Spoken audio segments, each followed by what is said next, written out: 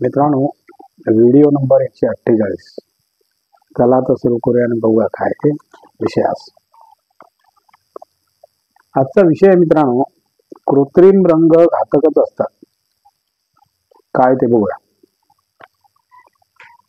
मिठायांच्या आकर्षक आणि मनोवेधक बनविण्यासाठी, मिठायांना आकर्षक आणि मनमोहक बनविण्यासाठी रंगाचा मोठ्या प्रमाणात वापर केला जातो.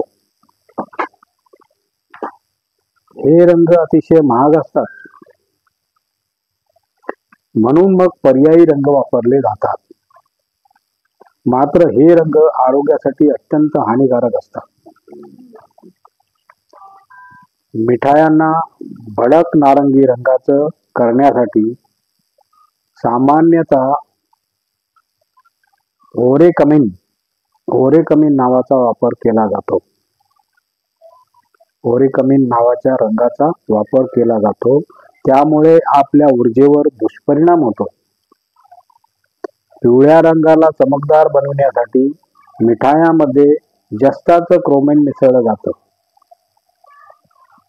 त्यामुळे शरीरातील रक्ताचं प्रमाण कमी होतं. बापरे. मिठायांना हिरवा रंग येण्यासाठी गैलफाईड नावाचा घातक रंगाचा वापर केला जातो.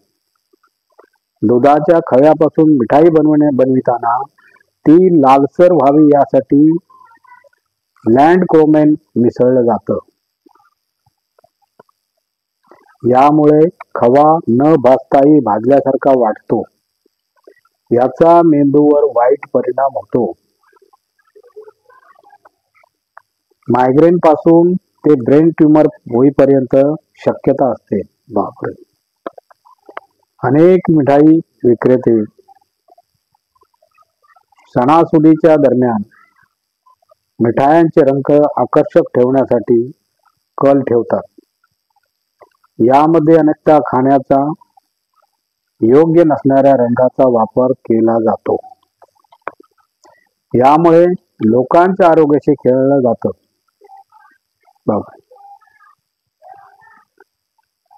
आपापसातील स्पर्धा यामुळे रंगाचा आंधळेपणाने वापर केला जातो. बघा मित्रांनो, जे अत्यंत हानिकारक आहे. म्हणून शक्यतो अशा रंगीत मिठायांचा वापर करणं टाळावं. म्हणजे आरोग्यावरील दुष्परिणाम निश्चितपणे टाळण्यास मदत होईल. सोने चांदीचा वर्ख. प्राचीन काळापासून सामान्य माणूस सोने चांदीचे दागिने वापरत आला आहे. आयुर्वेदातही सोन्या चांदीच्या धातूचा वापर आरोग्यासाठी चांगला मानला जातो. पुष्टीवर्धक म्हणून या धातूचा उल्लेख केला जातो. मिठायांवर लावण्यात आलेला वर्ख हा सुद्धा श्रीमंतीचं प्रतीक मानला जातो. म्हणून राजे रजवाड्यांच्या काळापासून वर्खाचा वापर होत असे. पण आता मात्र हा वर्ख मशीनवर तयार केला जातो व त्यात खूप भेसळही असते. म्हणून अशी मिठाई घेताना खात्री करून मगच विकत घ्यावी. हे मित्रांनो, आज कृत्रिम रंगाविषयी काही मी माहिती तुम्हाला दिलेली आहे. मिठाईमध्ये जे कृत्रिम रंग टाकतात ते किती घातक असतात त्या बाबतीत मी तुम्हाला संपूर्ण माहिती दिलेली आहे. तर एक आणखीन मी तुम्हाला टिप्स देतो. बघा, कॅन्सर आणि हृदय विकारावर टॅमॅटो उपयुक्त असतात. कसं ते बघूया. टॅमॅटो प्रत्येक स्वयंपाकघरात दिसतोच, कारण टॅमॅटो भाजीपासून ते कोशिंबिरीमध्ये वापरला जातो.